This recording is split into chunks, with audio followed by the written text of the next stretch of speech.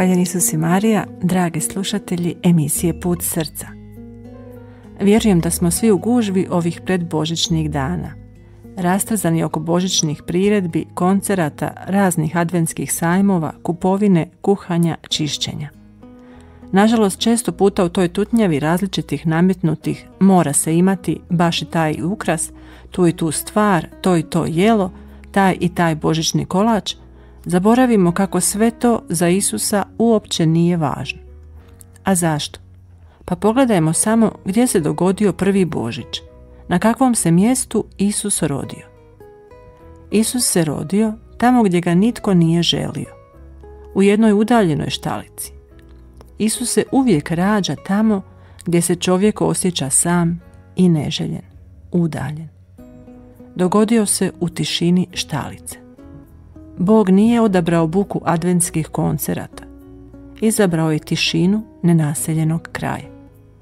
Nije izabrao svjetlećim lampicama i laserima okićene ulice, blještave jelke, sajmišne trgove.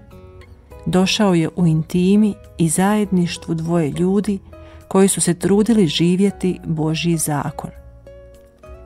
Nije tražio ugodu bogatog doma, trpeze, skupih poklona, a praznih i odsutnih srca. Isus je došao na siromašno sjeno na kojem su mu toplinu svojom prisutnošću i brigom pravila tijela, magarca i vola. Bog nije izabrao niti sveta i posvećena mjesta sakralnih prostora, samostana, hramova ili uzvišenih i nedostižnih zvanja i zdanja. Rodio se na smrdljivom zraku punom pljesni, znoja i vonja, ali prostoru i zraku otvorenom za primiti bližnjega u potrebi.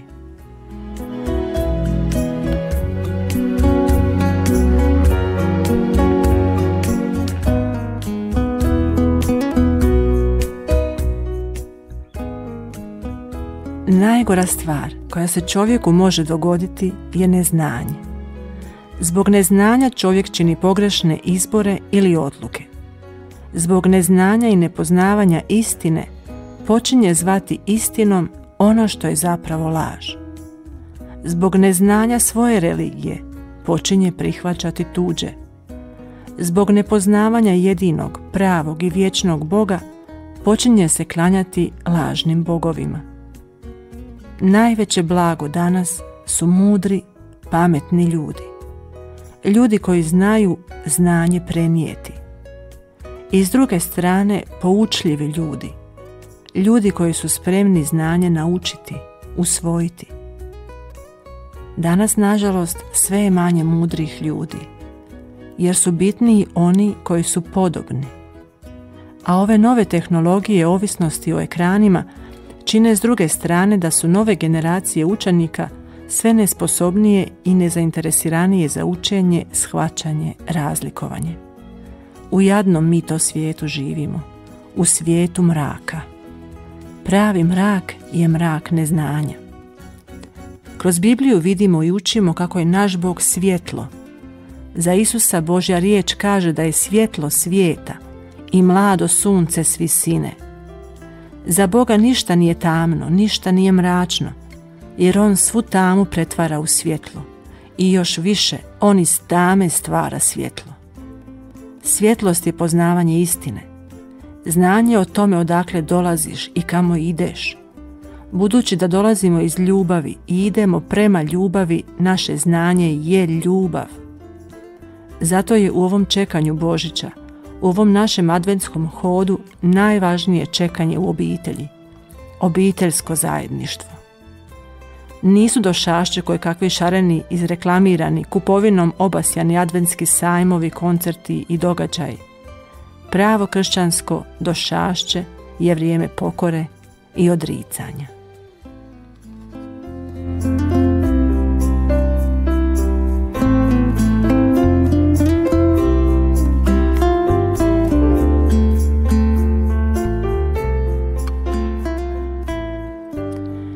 Svijet nas je već toliko izbombardirao slikama i modelima američkih Božića da smo si u svojim glavama posložili kako su svi ti svjetleći ukrasi, sva ta bogata trpeza i svi ti skupi pokloni taj neki pravi Božić. zaboravljamo što je zapravo važno. A na to nas mogu podsjetiti djeca s intelektualnim teškoćama.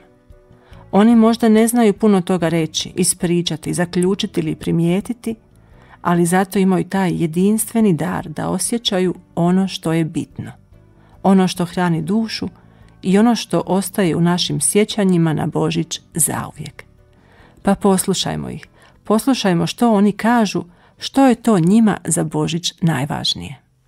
Kako se zoveš? Martina Kvesić. Koliko imaš godina? 25. Bravo, je li ideš u školu? Jesam. U koju? U osnovnu školu ovdje. Dobro, jel se ti pripremaš za Božić? Jesam. Kako? Pa pripremam se za Božić, a kako pravimo kolače, pomažem mami i sve braće i sestre. Ima isto pomažem pre kolače i uživamo u tome. Dobro, jeste išla na zornice? Ja nisam, ali samo mi idu i mama i moj brat. Ko se rodio na Božić, znaš li? Isus. A tko je Isus? Isus u Betlehem se rodio. I od koga se rodio? Od djevice Marije. Je li voliš Božić? Obožavam. Ja bih poručila za Božić da svi budemo zajedno i svi moji ukućani su isto tako s nama isto na samom Božić, Novu godinu i onda tako uživam. Kako se zoveš? Toni Rezić. Koliko imaš godina? 12 godina. Je li ideš u školu? Idem u školu. Je li voliš školu? Volim školu. Dobro, je li se ti pripremaš za Božić? Jesam.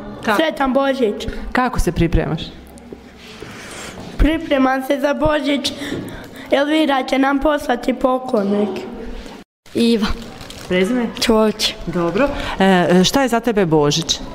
Božić je kad se veselimo mi s obitelji, veselje i radosti, svetlo.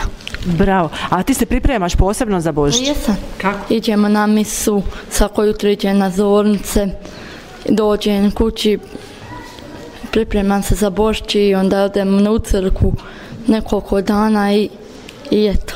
Bravo. Jel ideš na ponoćku? Nisam na ponoćku, ali jesam na Božić. Ma bravo. A jesi li kitila bor, pravila jaslice? Jesam sve. Sve si. Jesi nešto pravila? Nisam. Jesmo ovdje u školu, pahuljice i to. Dobro, a imaš neku poruku, šta bi ti rekla svim ljudima na svijetu? Molim vas sve najviše na svijetu. Kako se zoveš? Viktorija Ivanković. Evo, šta za tebe znači Božić? Božić, druženje, Božić. Pa kako se pripremaš? Šta radite za Božić? Pravimo kolače, kitimo bor, družimo se. Eto. Je li se i molite? Jesmo. Aha, je li kao obitelj ste skupa? Jesmo.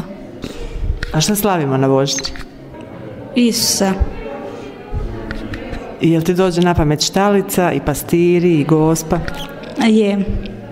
Dobro, je li imaš ti neku poruku za djecu, za svu djecu svijeta? Eto, volite se, slavite Božić, družite se, tako. Ti se zoveš? Ferda Vuka. Evo, pripremamo se za Božić. I šta za tebe znači Božić? Božić je kad su blagdani. Aha, šta znači blagdani? Blagdani su kad ideš u crkvu, moliš Boga i raduješ se Bogu. Jesi ti pripremaš za Božić? Jesam. Kako? Jelku sam okitio i jaslice sam kupio nove i tako. Ko još ima s tobom? Ko se veseli Božiću? Mama, tata i dvije sestre. Je li voliš ti ovako Božić u obitelji? Jesam. Aha, šta najviše voliš na Božić? Na Božić volim kad se okupimo svi. Jel bi rekao neku želju, evo, svojoj djeci na svijetu? Šta bi im poželio za Božić? Neki Bog čuva.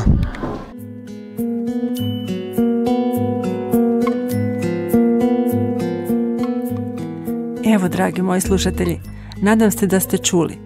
Ono što ovoj djeci najviše znači su obitelj, su biti zajedno, je praviti kolače, moliti se, stajati pred jaslicama ići na misu, ali najviše biti zajedno. Pa stoga, dragi moji slušatelji, stanite ovih predbožićnih dana pred jaslice. Dopustite da vas Duh Sveti prodahne i uputi u ono što je bio prvi Božić.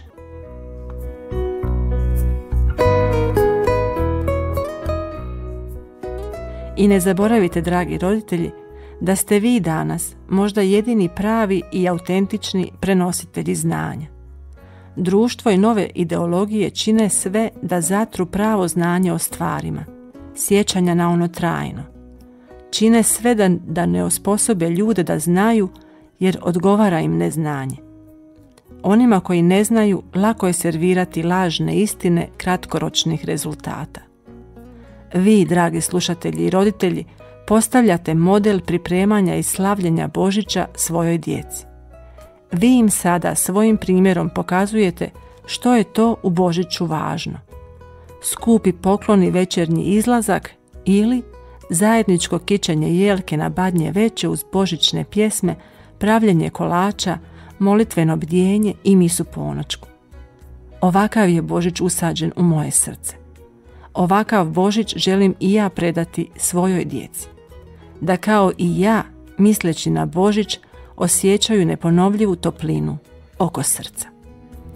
I ne zaboravite, ma koliko se mi za Božić međusobno darivali, ipak najveći i najvažniji poklon svatko od nas dobija od malog Isusa. A taj poklon je paket milosti za cijelu novu godinu, novih 365 dana do sljedećeg Božića. Zato je, dragi moji, Božić tako velika fešta.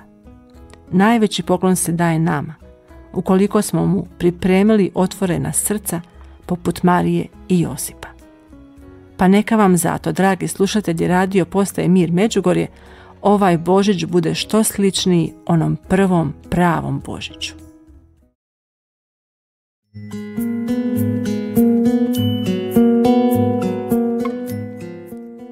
Dragi slušatelji, bila je ovo emisija Put srca, u kojoj smo razmišljali što je ono najvažnije o čemu se trebamo brinuti za Božić. Iz izjava djece s teškoćama mogli smo iščitati da su to obitelj, zajedništvo i osobni susret s Bogom.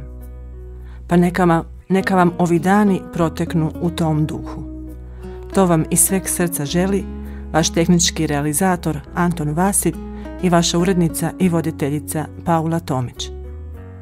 Moram također nadodati da je ovo i naša zadnja emisija za ovu godinu. Pa se onda slušamo i vidimo tek 8.1. Do tada svako vam dobro.